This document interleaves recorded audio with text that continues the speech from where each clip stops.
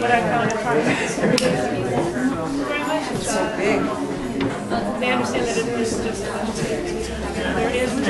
Well, first, thank you very much, Nick, for inviting me to speak here today. I'm very excited to be showing in the space and to be speaking today. So to preface my work, where it begins is with family narratives.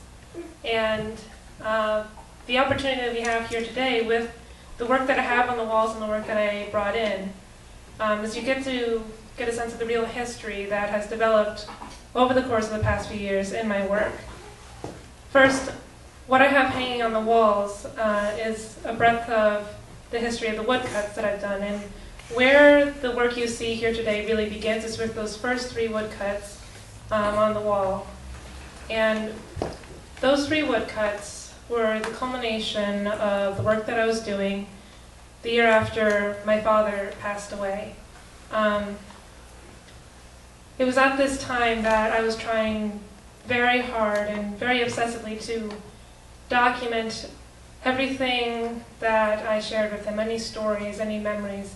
For him, he raised animals his whole life, and he raised me to love them as much as he did.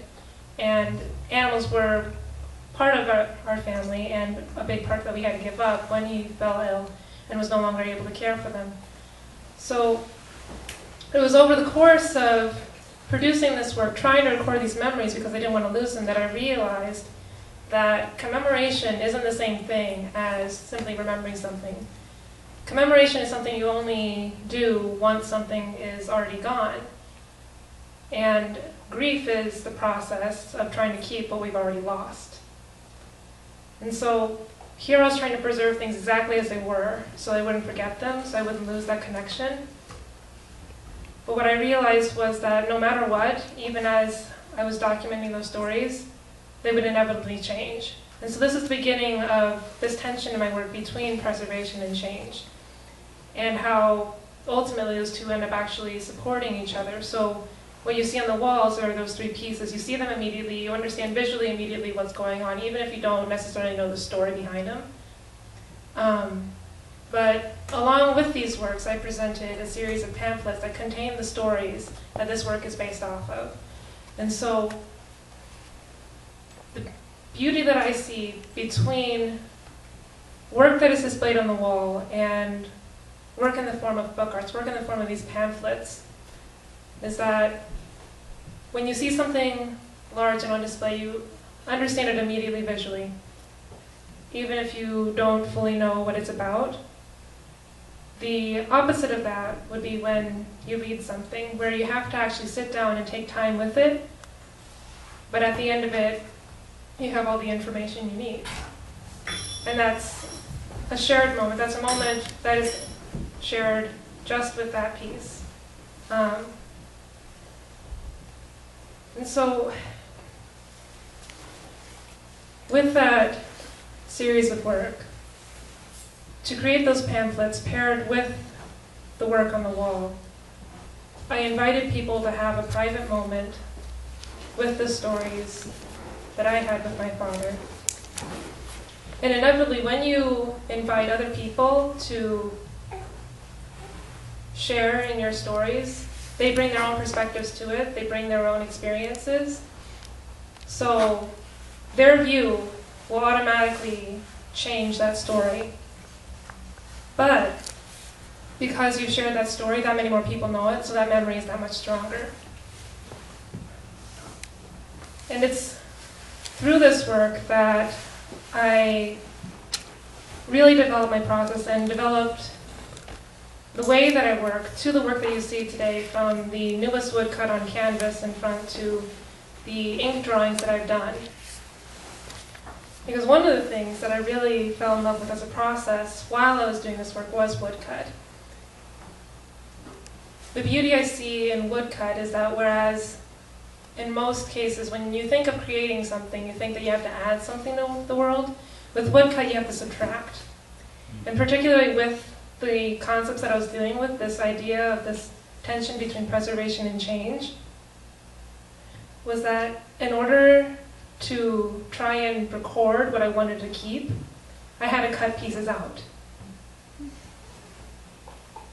And that ties further into my love for ink drawings as well. Again, I work with these materials where there's a sense of permanence to ink. It's not like graphite where you can erase it away. It's not like paint where you can add layers and cover things up.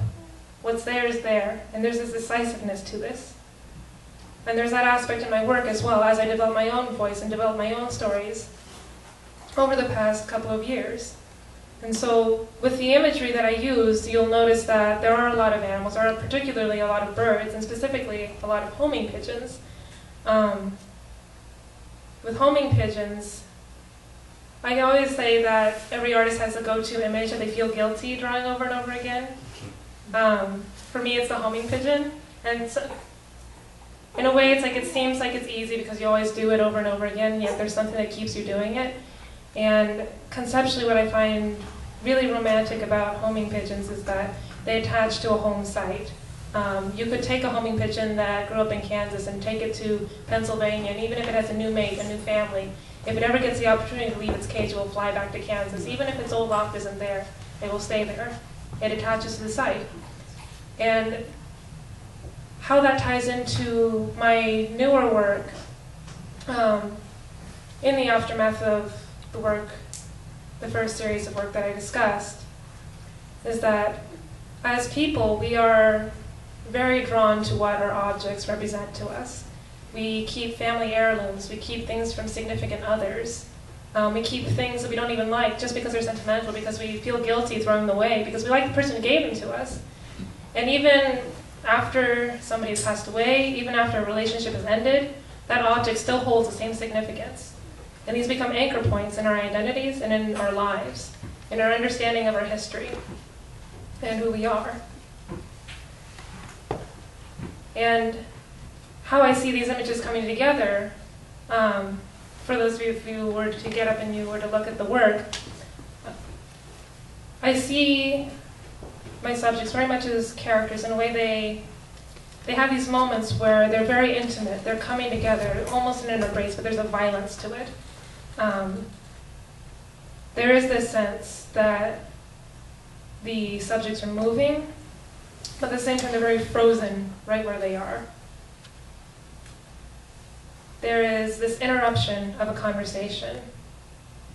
There is this sense that some of the images might not necessarily immediately make sense together, but the way they've been put together makes them seem whole. So that is a dynamic that I see running through my work that begins with the first woodcuts that I brought here into Samira's space, into the work that I'm doing today. So, thank you very much. I think that's good for now. And